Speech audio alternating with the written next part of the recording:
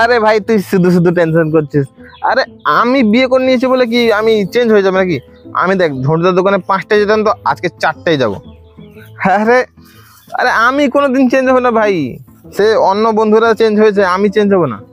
আরে আর তোর বৌদি এত লাজুক বলার নেই। কি বলবে নাকি? ভাই দেখ শুধু জিজ্ঞেস করেছি কি বলবে নাকি, তাতেই হেসে আছে, এত লাজুক। ও কি বলবে নাকি বলো?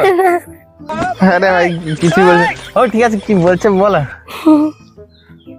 আরে ভাই আমার একটা কাজ পড়ে গেছে জানিস, পরে কথা বলছি, ঠিক আছে রাখছি। হ্যাঁ চল ঠিক আছে চল। হ্যাঁ রে আমাদের তো বিয়ে হয়েছে, লাভ লেটার দেওয়ার কি দরকার, ডাইরেক্ট বলো। আরে মানে এত লজ্জা তাই চিঠিতে লিখে দিয়েছে তাই না? প্রচুর লজ্জা করছে। আমার কালকের বিয়ে করা স্বামী আমার বিয়ে বাড়িতে তোমার সোয়ারের মতো বন্ধুদেরকে আর যেন কোনোদিন দেখতে না পাই। আর যদি দেখতে পাই, আমি তো নতুন বউ, এখন কিছু মুখে বলছি না, যদি তোমার বন্ধুদের সঙ্গে তোমাকে দেখতে পাই তাহলে তোমার বাবা মা তোমাকে দেখতে পাবে না।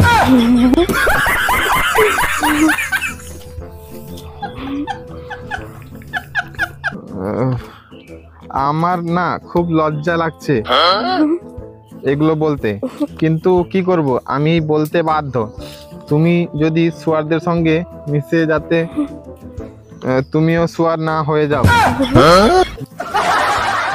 তাই আমি বলে দিলাম। কিন্তু সত্যি বিশ্বাস করো আমার বলতে অনেক লজ্জা লাগছে, নতুন তো তাই। তুমি যদি কোনোদিন কোনো রকম নেশা করে আসো তাহলে আমি তোমার খাবারে বিষ মেশাতে বাধ্য।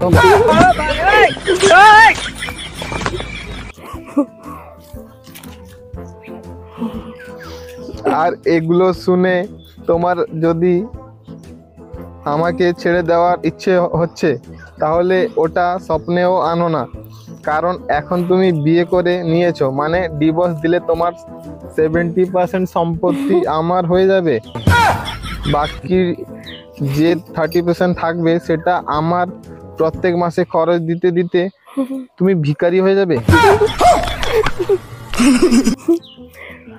তাহলে তোমার কাছে যখন কোনো অপশন নেই তাহলে আমার কথা শুনতে হবে। আমি তোমার শান্ত বউ। আমি খুব শান্ত না? হ্যাঁ প্রচুর শান্ত। তুমি তোমার বন্ধুদের সঙ্গে ঘুরতে যাবে না? বন্ধু? কে বন্ধু? কার বন্ধু? আরে তোমার বন্ধু। আমার বন্ধু? আমি কোনো বন্ধু শব্দই জানি না। বন্ধু মানে কি? বন্ধু কি জানি না কিছু, সব ভুলে গেছি। এখন তো সবকিছু বিয়ে হয়ে গেছে মানে সবকিছু চেঞ্জ, আলাদা। ঠিক আছে তুমি যাও। ঠিক আছে আমি বুঝে নিয়েছি।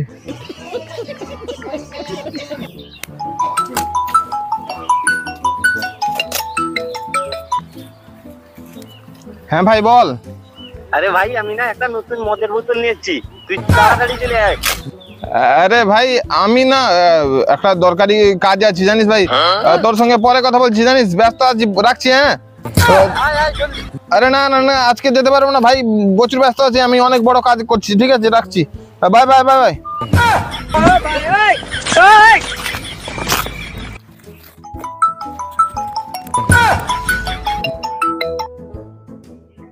হ্যাঁ ভাই বল। আরে ভাই আমরা সবাই দীঘা যাচ্ছি, তুই জলদি বেরিয়ে আয়। কোথায় যাচ্ছিস? দীঘা। আরে ভাই আমি অফিসে আছি, একদম ইম্পর্টেন্ট কাজে, ইয়ে করছি, ফাইল একটা কাজ আছে, বুঝতে পেরেছিস? তুই সবসময় কি কাজ করতে থাকিস, তুই জলদি বেরিয়ে আয়। ভাই আমি প্রচুর ব্যস্ত। আরে এখন আমার পরিবার হয়েছে, আমি পরিবারকে দেখতে হয়, বুঝতে পেরেছিস? অফিসের কাজে আছে ভাই, রাখছি জানিস, পরে কথা বলছি, প্রচুর বস ডাকছি জানিস, রাখছি। আরে ভাই জানিস তো আজকে ঝন্টুদার দোকান জলদি যেতে হবে, ঘুরে এলে মেলা যেতে হবে। আরে ভাই তুই তো একদম পাল্টে গেছিস রে বিয়ের পরে, তুই তো ফোন করিস না, আর আমি ফোন করলে 17 রকমের বাহানা মারিস। তুমি একটু ধরো তো, এর সঙ্গে কথা আছে, তুমি একটু এগিয়ে যাও। ও ভাই আমি বাহানা মারি না? হ্যাঁ। ও কি করবো বলতো ভাই, একটু ব্যস্ত থাকি জানিস। বিয়ে কর বিয়ে কর বিয়ে কর। কে বলেছিল বিয়ে করতে? আমি বলেছিলাম হ্যাঁ, আমার কি চুল দাড়ি পেকে যাচ্ছে, হ্যাঁ বয়স হচ্ছে, মেয়ে পাবি না, মেয়ে পাবি না, এটা কে বলেছিল? আমি বলেছিলাম। তুই বলেছিলি? হ্যাঁ আর কি বেশি সময় পেরিয়ে গেলে মেয়ের মাও পাবি না। হ্যাঁ তোর জন্য আজ আমার হাত পা সব কিছু আছে, কিন্তু ভাই আমি পঙ্গু জানিস, কোথাও যেতে পারছি না, কোথাও বেরোতে পারছি না, যেখানে খুশি যেতাম আগে সেটাও করতে পারছি না, আমি পঙ্গু হয়ে গেছি ভাই। কার জন্য? আমার জন্য। তোর জন্য তো? হ্যাঁ খুব জলদি বুঝে গেছি। নাম দে তো। আরে কি হলো, জলদি চলো, তুমি জানো না তোমাকে বাড়িতে গেলে রান্না করতে হবে? হ্যাঁ চলো চলো চলো চলো।